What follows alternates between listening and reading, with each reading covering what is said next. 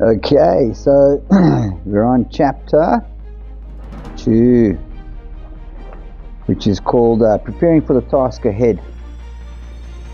So this was a little bit about reaction course, and probably the hardest thing I've ever done in my life.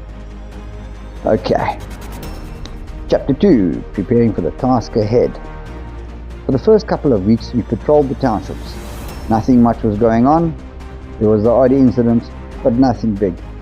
I wasn't getting into the swing of things and felt a bit restricted. I couldn't get the hang of taking orders either.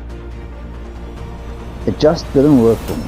I also misunderstood a great deal of our training, which was taught to us in Afrikaans, a language I could barely cope with at the time. We played a lot of pool in the pub while hanging around waiting for something to happen. The pool table was great. Although it was supposed to operate with 1 rand coins, if you stuck a coat hanger down one of the pockets and pulled up the side tray, balls would spill out, and there you go, free game. I got caught doing this my very first day at the unit. Warrant Officer Sauer. He was in charge of the canteen and the pub and all the finances at the base and the pool table. He walked in as I was hooking the tray, and he caught me red-handed. He took me to his office and started on a serious lecture. He only quit when he realized I didn't really care. He let me off with a warning. During my 3rd week at the unit, I was selected as part of a group of 47 men to go to a special reaction course. We went off to a farm near a little town called Howarth, out in the sticks. Warrant Officer Troy Wessels and Sergeant Johan Murray, both Rhodesian and Angolan war veterans, were our instructors. They were real tough guys and were free to select whoever they wanted for their elite reaction unit. We started off doing a 20-kilometer march in full kit. On the way to the training farm, they dropped us off and told us to walk in that direction.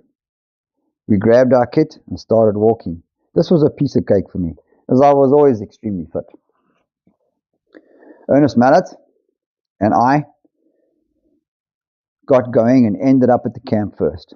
Ernest had been my best friend through school, and we had done most of our athletics training together as kids. He was also a decent runner who had earned provincial colours a few times. A year ago, we had been 2 kids catching fish down at the river. Now we were fast becoming men. We had impressed the instructors, which is not necessarily a good thing. We sat waiting as the others came straggling in. We were then allocated places to sleep. The building was nothing more than a roof with some walls. Such luxury. What more could we ask for? We were briefed on what we would be doing on the course, and were immediately set the task of stripping and assembling weapons. It was speed drill after speed drill after speed drill until we thought we were experts. Next came about an hour and a half of hand grenade drill. This was probably the most important drill any soldier can do. I say soldier, as that's what we were being molded into. It had nothing to do with police work. We were being trained to go to war. The hand grenade drill teaches you the basics of how to take cover when under attack. And drill it we did, over and over until we had no skin left on our knees and on our elbows. It works like this. The instructor throws a practice grenade into the group. Step 1. Point to the area where you think the grenade will come to rest after rolling. Step 2. Shout, "Grenade!" as loud as you can. Step 3. Run 3 steps away from the area that you are pointing to. Step 4. Dive to the ground, keeping your feet together with your toes pointing straight down and the soles of your feet at right angles to the ground. This will give you some protection from shrapnel. Step 5. Lift your butt off the ground slightly for more protection. The theory is that shrapnel in the butt is preferable to getting shrapnel in the vital organs. I've always considered my asshole as a vital organ there. Anyway, butt in the air, arms bent and tucked in tightly against your sides it was. Finally, open your mouth wide to protect your eardrums from the blast. That's the drill, and you have 2.7 seconds from when the grenade is thrown to get it right. We did it over and over until everyone could do it without thinking. That night, we had rat packs for dinner. I love those things, really. They had all sorts of goodies in them. Squeezy cheesies, energy bars, cigarettes, biscuits, really tasty, no shit. And lots of other stuff. It was like opening a Christmas present. The only thing was that the ration pack had to last you 3 days. We got to bed early, and about 12:30 a.m. At about 1:30, the wake-up alarm went off. But there was no snooze button, and the clock, Toy Vessel's favorite trick, you see, was to wake us up with a stun grenade or a flashbang. I'm not really a morning person as it is, and to wake up stunned made me somewhat grumpy. Toy came in and started shouting, "Julle sleg moere, fucking staan op, julle etterkoppe. You useless fucks, fucking get up, you sperm heads." I didn't properly understand, but I knew it meant something like, you're going to get fucked up if you're not in uniform or standing at attention by your neat and tidy space in 2 seconds. Yes, I was right. It did mean that. I decided that in the future, I would sleep in my uniform. We were loaded into the back of a closed truck with the windows blackened and taken for a somewhat bumpy ride. After about an hour and a half, we were dropped off in the middle of nowhere, still in the middle of the night, and told to walk back to camp. Because Botha tried to take charge, but he was determined to walk off in the wrong direction, to where the camp was. Could someone really become that disorientated in the back of a truck? I liked Koos, but not enough to follow him into Neverland. Ernest and Drunk Bess were smart enough to follow me. I had taken bearing at the camp before leaving. The moon was full and was rising over a hilltop to the east of the camp as we left. There was a higher hill to our west. I knew that the camp was slap bang in the middle of the two. The three of us climbed a hill, and a couple of 100 meters from where we were dropped off, lo and behold, when we got to the top, we looked down, and there was the camp, less than half an hour's walk away.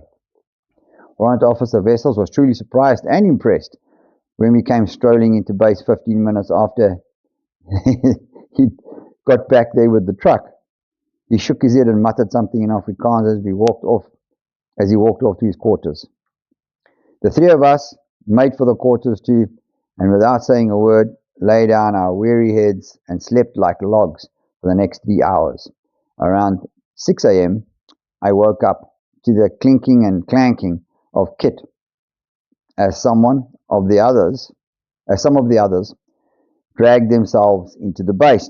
Ernest, Dronkbes, and I got up and went out and sat on a tree stump so we would watch the poor rigting befokte, in Afrikaans saying, which means direction fucked, lot come straggling into the camp. I felt so sorry for them, because I had a natural ability to know what to do next. I knew I was cut out to be a good soldier. That's what I was becoming, a soldier. It occurred to me that riot policemen weren't really policemen. They were soldiers. And what lay ahead was not police work. It was war. Our instructors knew it, and they were going to train us for war. After breakfast, the group was quick marched to the shooting range. about 8 kilometers away. A quick march was actually an afkak, with PT shutting off session in itself. Everyone got at least 3 weapons to carry. Some also got an LMG, a light machine gun, which actually the light machine gun was named that by mistake. It wasn't really light. The longer you carried the bloody thing, the heavier it became. Some would get an ammo case in addition to 3 weapons. It was a matter of running, dropping to the ground, getting to your feet and running, and dropping to the ground, getting to your feet and running again. It was really hard work and very awkward in full kit. My uniform was covered in a mixture of sweat and sand, sweaty mud inside and out. By the time we made it to the range, we were all pretty buggered. I was fit, but I wondered how the other guys were doing. I looked around and saw 2 of them hurling their guts out in the bushes. I realized that if this pace was kept up, only the top guys would make it through to the end of the course, I was determined to be one of them. Toy gathered us together and reviewed the different weapons, explaining the practical application of each. He showed us again how to strip and assemble them, emphasizing how important it was to know your weapon and keep it clean. Our arsenal included an R1 shoot-through-anything rifle, the Beretta 202 pump-action shotgun, the Uzi 9mm piece of crap, and a Beretta 9mm parabellum pistol. Toy finished by giving a demo of how powerful they were by firing at a variety of targets. We stripped and assembled weapons for most of the day between opfolks, and we began getting really familiar with them. By the end of the day, we could strip and assemble all of them blindfolded, literally. We got to the camp after dark and ate a scrumptious dinner of squeezy cheesies and dog biscuits. This was followed by a lecture on terrorist weapons, those that were likely to be used against us while we were going out on our daily duties as riot policemen. There were AK-47s, RPG-7s, those are rocket-propelled grenades, Makarov pistols, limpet mines, mini-limpet mines, land mines, and all sorts of other weapons, mostly from behind the Iron Curtain. It was actually lots of fun. The lecture was interesting, and Toy had a stinging sense of humor. He would always be on someone's case with some really funny thing to say about them. I was not excluded. I found him hilarious, which really rubbed him up the wrong way. When I couldn't help laughing out loud, he came down on me. But the more he came down on me, the more I laughed. This isn't funny. We're not playing games out there. You'll be the first to die with your cuck shit attitude, he said with his trademark beret, a Northern Cape accent characterized by a guttural R sound. But he was wrong, as far as I was concerned. It was funny. Life is a game. I'm still alive and okay, but I did have a cuck attitude. But I found in the forthcoming years that this was the right attitude for the job. The course lasted for 6 weeks and very physically demanding. There was a lot of muscle work and heavy mental strain too. We had to score over 70% in 3 categories. Shooting, fitness was a piece of cake for me, and theory, not so much a piece of cake for me.